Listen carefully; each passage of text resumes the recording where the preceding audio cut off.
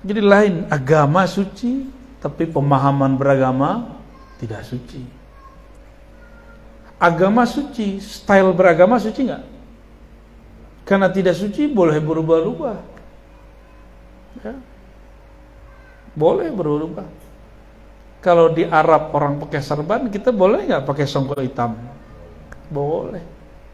Karena yang pakai serban di Arab tidak mesti orang Islam. Di India apalagi, tahu sendiri kan? Ada agama Sikh, ada yang nggak punya agama juga pakai serban. Tapi kalau saya pakai serban, itu karena saya ngikut guru saya yang ahli hadis. Dia ngikut gurunya ngikut guru terus sampai ke Rasulullah. Tapi sesekali, ya. Karena saya punya banyak guru.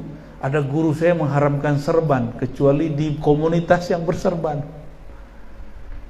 Maka kalau sampai di tanah Melayu, di tanah Minangkabau, saya lebih banyak pakai kopiah songkok hitam. So kami ndak lo datuk do pak pengulu kok datuk ado nama deta. Detanya itu mirip dengan serban. Penampilan beragama tidak suci boleh berubah. Sampai dengan jenggot, kumis segala macam itu boleh berubah. Menutup aurat syariat. Cara model menutup aurat itu masuk ke tradisi. Connect, nyambung. Menutup aurat itu ya, maka boleh nggak saya pakai baju koko? Padahal ini Nabi nggak pernah pakai baju koko. Boleh nggak? Serius? Kok tertasabuh dengan wong Cina? Gimana? Pak Budi matanya kayaknya sipit ini. Turunan ya. Ya. Jadi kita ini kadang-kadang sulit memahami budaya beragama dengan agama. Pemahaman agama lain dengan agama, budaya agama lain dengan agama. Budaya beragama tidak suci, boleh diubah. Maka adat istiadat boleh dirubah. Ya, adat boleh dirubah. Kita tanya sama ahli adat nih. Yang nggak boleh dirubah, adat yang sabana adat. Adat yang hakiki, yaitu syariat Allah Subhanahu wa Ta'ala. Itu sama semua. Di mana-mana begitu. Cuma kami kemarin baru pulang kampung di negeri adat bersandi syarak bersandi kitabullah. Tapi sedihnya bukan main. Entah salah kami, entah salah siapa. Berziarah ke kubur seorang mursyid yang wafat tahun 1909, sezaman dengan Syekh Ahmad Khatib Al-Minangkabawi. Tapi beliau di Mekah ini di satu wilayah di Kabupaten 50 kota, kaki Gunung Sagu. Apa yang membuat kita sedih? Mata terbelalak, ada penangkal petir melintang di atas kuburan, melintang tuh.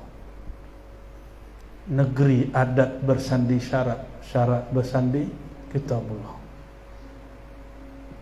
Aneh tak? Mungkin salah kami jarang pulang, atau emang dari dulu orang model itu? Tak tahulah ya. Kayaknya Buya Dr. Aldomi harus lebih sering ke Sumatera ya. Insyaallah Buya ya. Jadi kadang-kadang kita cuma membela klaim, prakteknya enggak. Oh kata kawan, menghormati kubur syirik. Ini orang nggak ngerti hadis. Apa kata Nabi? Perlakukan al-mayyita kal hayy. Jadi kalau kita mandiin orang yang sudah wafat, nggak boleh diperlakukan seperti benda mati, perlakukan seperti dia hidup. Berarti hukumnya sama, nanti kita kuburkan juga sama. Ini masih ada orangnya. Apalagi ulama besar. Enggak boleh dihormati. Berarti menghormati tuan itu syirik. Karena orang mati, orang hidup punya hal yang sama, yaitu ruh. Hormat itu lain dengan beribadah. Hormat lain dengan ibadah. Coba lihat tadi terjemahannya, iyyaka na'budu. Apa terjemahannya? Hanya kepada engkau kami menyembah. Dalam bahasa Melayu lama, menyembah itu artinya menghormati. Ini Datuk kalau lagi buat berunding, kalimat ini, sembah kami sampaikan kepada Tuan Datuk. Ya, sembah kami sampaikan.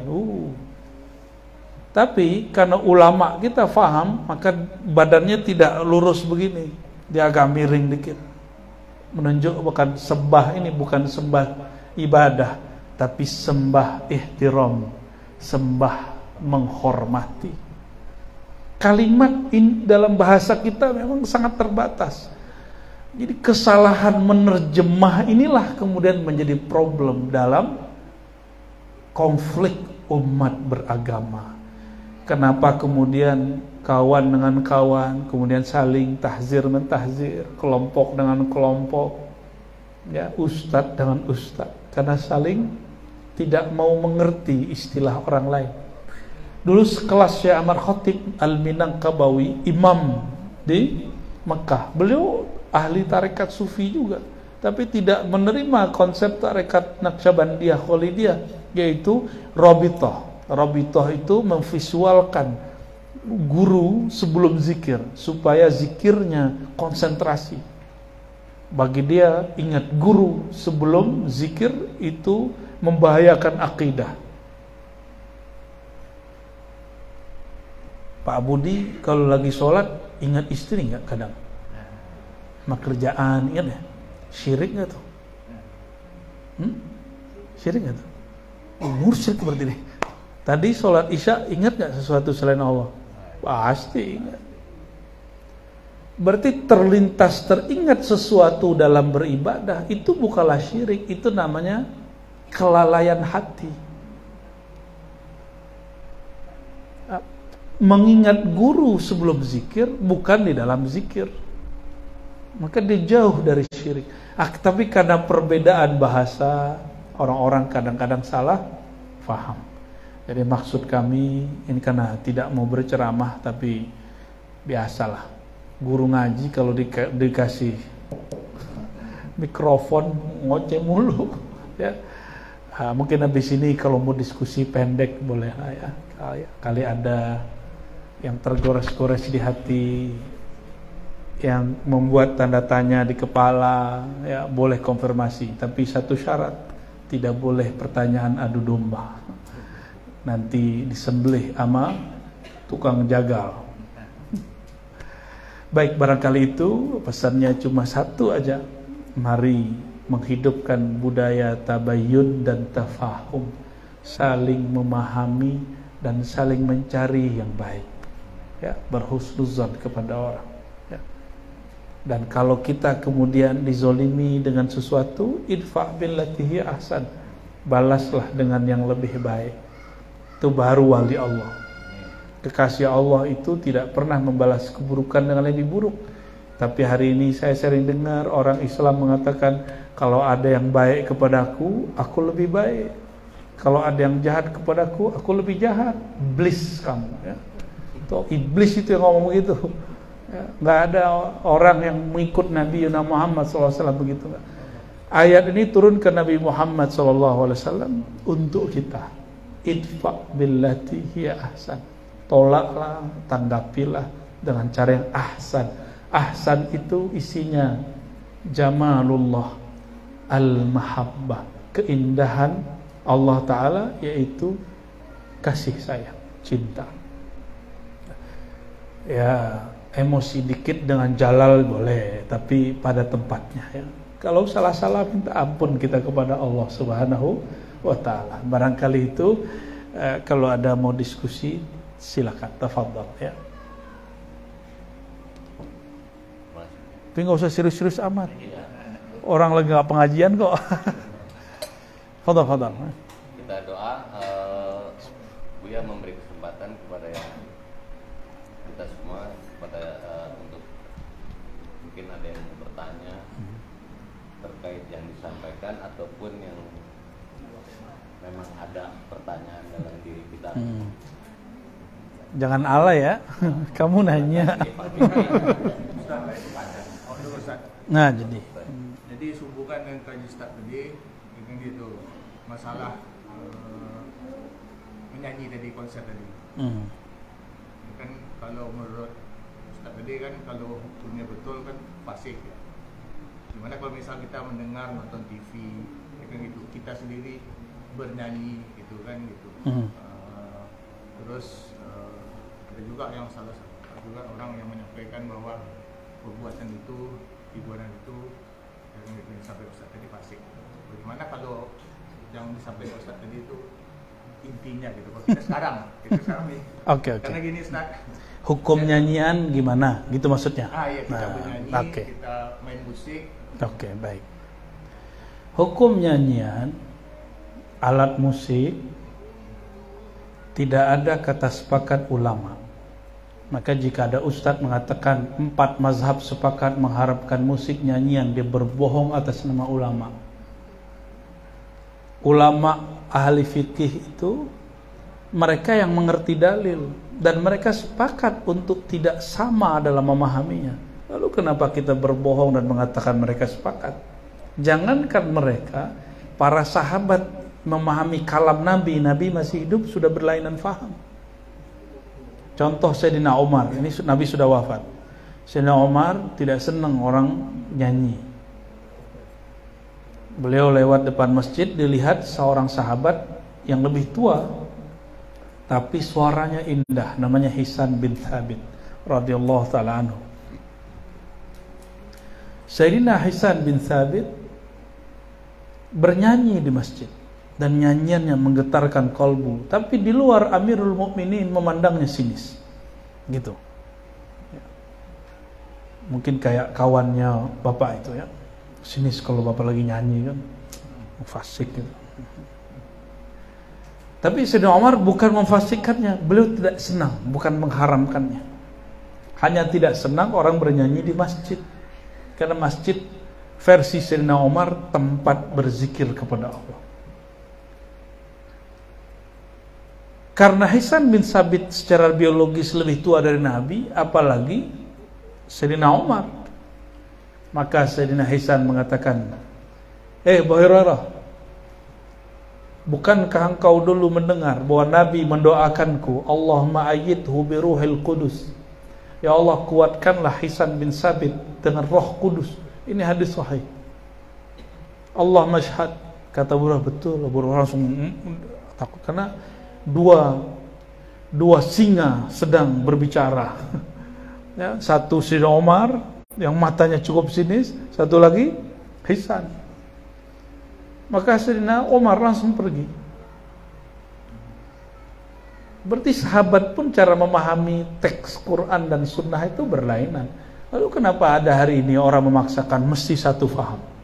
Ustadz ini enggak tegas, Buya ini enggak tegas, Abu Ahmad, Abu Muhammad. Ya. Giliran nama dia Abu nggak masalah gitu ya. Bukan begitu memahami agama. Agama itu tidak pernah diciptakan oleh Allah untuk hal yang saklek. Agama itu dibuat mana yang pokok itu sudah begitu dan sesuai dengan alam semesta. Dan ada yang furu dan itu akan berubah cara memahaminya. Mengenai musik,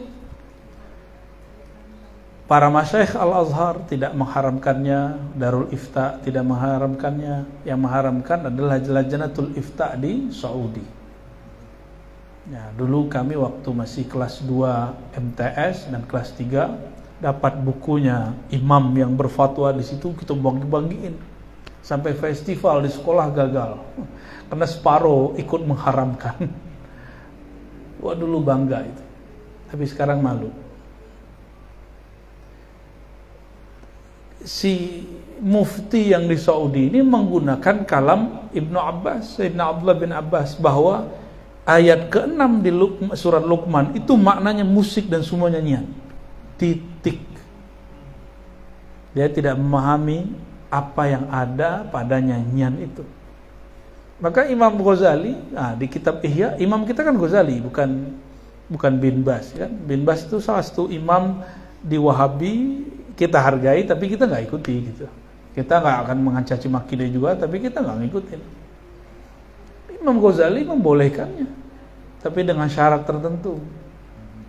Bahkan di kalangan ahli-ahli kolbu, mereka membuat majelis khusus untuk mendengarkan musik lalu diisi dengan kata-kata yang menyentuh kolbu. Maka ada namanya Maulana Jalaluddin Ar-Rumi.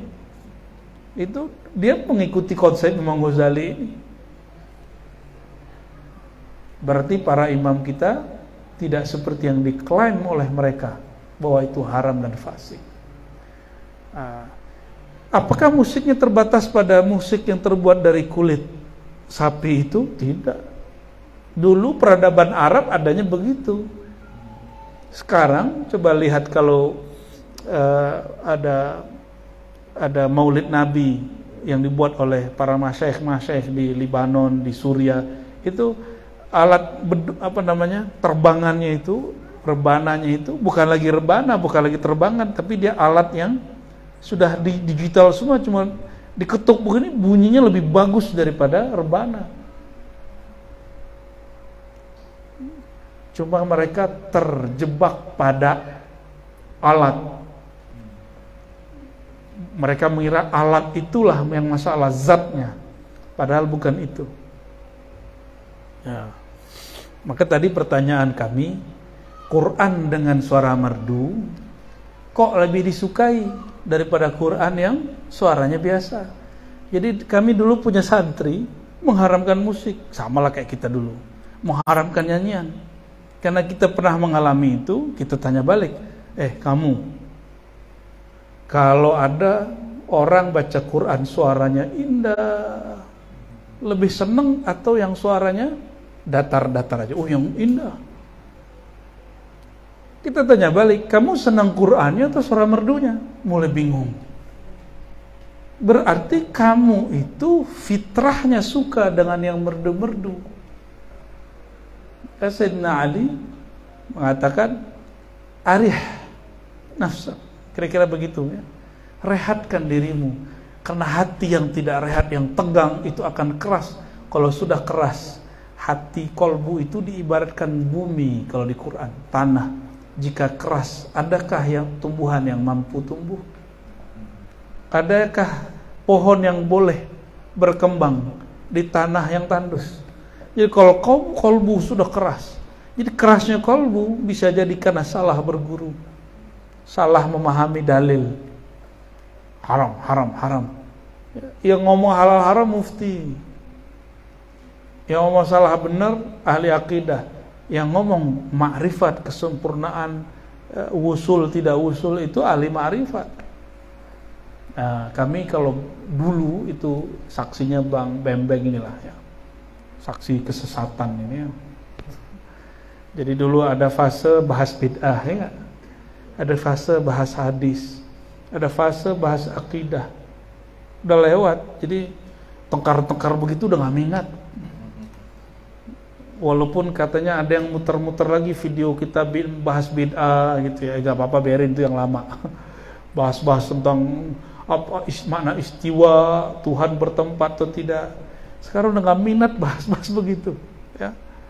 Karena ternyata lafaz di Quran itu diturunkan dan kita dicipta bukan supaya memperdebatkan makna istawa, Allah duduk atau bukan duduk, bukan untuk memperdebatkan ini sunnah atau bid'ah, bukan untuk mengatakan saya lebih benar, lebih dekat ke Nabi, saya lebih salaf, saya lebih syafi'i. Nggak ada lah. Perintah begitu nggak ada. Yang ada cuma wa ma khalaqtul jinna wal insa illa liya'budun. Ya. Surat Zariyat ya. Tidaklah aku ciptakan jin manusia kecuali agar mereka benar-benar ya'budun. Ya'budun secara harfiah menyembahku. Makna lainnya benar-benar menjadi hambaku, menghambakan dirinya kepadaku. Makna lain menyembah, tadi menyembah apa? Menghormati. Kita ambil makna menghormati paling ringan. Bapak kalau nggak kenal sama seseorang, bisa hormat nggak sama dia? Nggak bisa kita hormat seseorang kalau nggak kenal. Hormat itu bab jalal. Jalal itu ketegasan, menumbuhkan rasa segan. Ada jamal, keindahan. Kalau kita kenal seseorang dengan jamal, jika dia lawan jenis kita jatuh cinta, jika dia sesama jenis jadi saudara. Jangan jatuh cinta atas semua jenis, gawat. Paham maksudnya?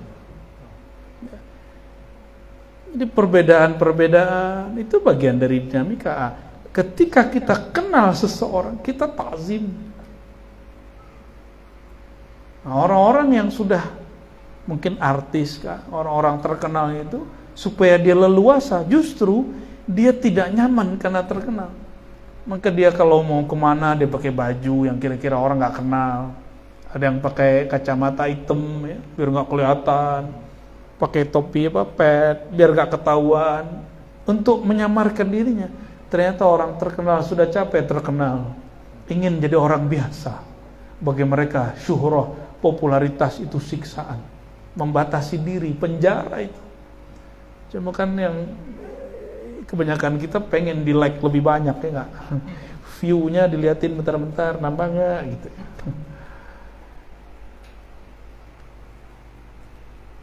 Baru satu makna ya. Jadi lebih kurang itulah jawabannya. Kesimpulannya sederhana, bahwa